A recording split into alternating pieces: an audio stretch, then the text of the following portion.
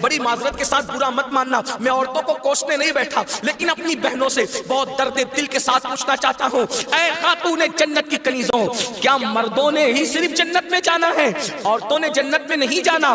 تمہاری محرومی کی حد ہے میری بہنوں کہ تمہارے قدموں کے نیچے جنت ہے۔ اللہ کے رسول فرماتے الجنت تحت اقدام الامہات، جنت تمہاری ماؤں کے قدموں کے نیچے ہے، لیکن ساتھ ہی حضور نے یہ بھی فرمایا کہ میں نے جہنم میں سب سے زیادہ اگر کسی کو دیکھا ہے تو عورتوں کو دیکھا ہے۔ آج بیٹیوں کا حال یہ ہے، اب بیٹیاں قرآن کہاں یاد کرتی ہے، اب بیٹیاں حدیث کہاں یاد کرتی ہے، اب بیٹیاں دین کہاں پڑھتی ہے؟ یہ تو گانے سنتی ہے، یہ تو سیریل دیکھتی ہے، یہ تو فلمیں دیکھتی ہے۔ اللہ اکبر! قوم کی جو بیٹی بالغ ہونے سے پہلے سیریلوں میں بھاگنے اور بھگانے کے مناظر دیکھے گی، قوم کی جو بیٹی جوانی کی دہلیز پر قدم رکھ کر فلموں میں زنا کے مناظر دیکھے گی، پھر وہ گندگی نہیں کرے گی تو کیا کرے گی؟ وہ جرائم نہیں کرے گی تو کیا کرے گی؟ اے خاتون جنت کی کنیزوں، جب اللہ کے دین کو تم پیٹ کے پیچھے ڈالو گے تمہیں رونے کو مزدور نہیں ملے۔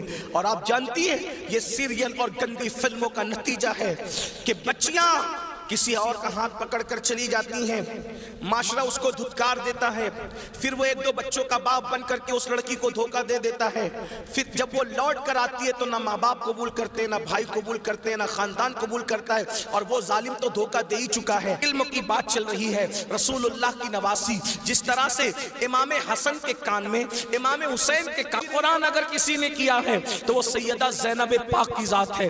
صرف 7 سال کی عمر میں سیدہ زینب نے حافظ قرآن کیا تھا، آپ قرآن کی حافظہ تھی۔ اللہ اکبر!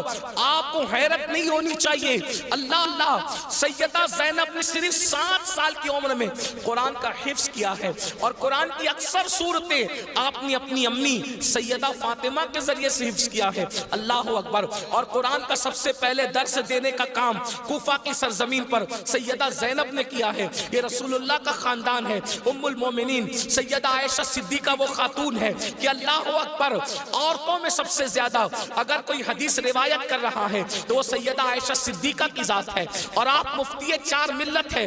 اصحاب میں جب کسی مسئلے پر اختلاف ہو جاتا تو لوگ کہتے چلو ام المومنین کی بارگاہ میں ان سے پوچھیں گے۔ حیرت کی بات ہے، مردوں کا علم اختلاف اگر کسی کا قول فیصل کی حیثیت سے ختم کرتا ہے تو اسے ام المومنین سیدہ عائشہ صدیقہ کے نام سے جانا جاتا ہے۔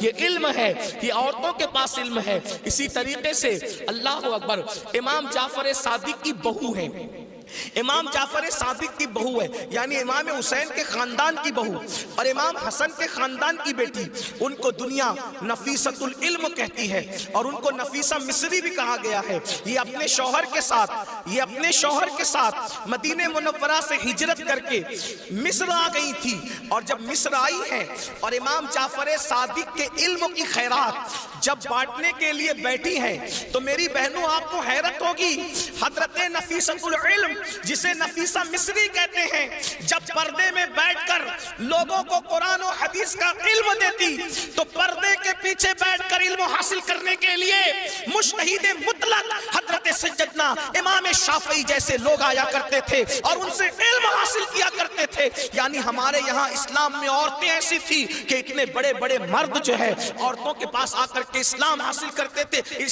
علم دین حاصل کرتے تھے، اسلام کا علم حاصل کرتے تھے۔ پردے کے پیچھے سے گویا کہ نفیسۃ العلم نے، نفیسہ مصری نے ام المومنین سیدہ عائشہ صدیقہ کی یاد کو تازہ کر دیا تھا۔ میری بہنوں آج وہ کہاں گیا معاملہ؟ آج تو عورتوں کا مطلب زیورات سے محبت، عورتوں کا مطلب نئے کپڑوں سے محبت، عورتوں کا مطلب شادیوں میں شرکت سے محبت، عورتوں کا مطلب بازار میں گھومنے سے محبت، عورتوں کا مطلب جو وہ فلموں سے محبت۔ عورتوں کو دین سے تعلق کیا رہ گیا؟ بڑی معذرت کے ساتھ برا مت ماننا، میں عورتوں کو کوسنے نہیں بیٹھا، لیکن اپنی بہنوں سے بہت درد دل کے ساتھ پوچھنا چاہتا ہوں، اے خاتون جنت کی کنیزوں، کیا مردوں نے ہی صرف جنت میں جانا ہے؟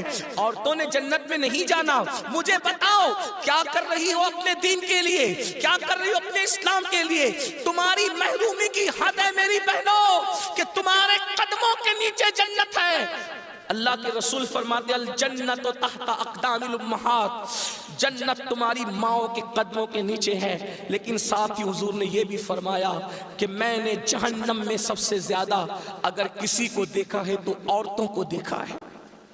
مجھے بتاؤ، آج نماز سے کوسوں دوری، مذہب سے کوسوں دوری، اس لیے جامعۃ المصطفیٰ کا قیام اس لیے عمل میں آیا ہے تاکہ بھولے ہوئے سبق کو یاد دلایا جا سکے، بھولے ہوئے سبق کو یاد دلایا جا سکے، بچیوں کو علم کا زیور دیا جا سکے، بچیاں علم حاصل کریں، پرانا دور دہرائیں، پرانی تاریخ یاد دلائیں۔ لوگ کہتے ہیں تاریخ اپنے آپ کو دہراتی ہے، دنیا آج کہہ رہی ہے بیٹی بچاؤ بیٹی پڑھاؤ، 1450 سال پیچھے ہے دنیا اسلام سے، دنیا آج کہہ رہی ہے بیٹی بچاؤ بیٹی پڑھاؤ۔ میرے نبی نے 1450-1500 سال پہلے بیٹی بچا کر بھی بتا دیا اور بیٹی پڑھا کر بھی بتا دیا۔ اللہ کے رسول نے بیٹی بچایا تو ایسے بچایا کہ بیٹیاں ان کے آنے سے پہلے زندہ دفن ہوتی تھی، مگر ان کے آنے کے بعد بیٹیوں کو دفن نہیں کیا گیا بلکہ بیٹیوں کو ماتھے کا جھومر بنایا گیا۔ اگر آج دنیا میں کوئی بھی مذہب کا آدمی بیٹی چومتا ہے تو یہ صدقہ ہے مصطفیٰ جان رحمت کی آمد کا، یہ میلاد مصطفیٰ صلی اللہ علیہ وآلہ وسلم کا صدقہ ہے۔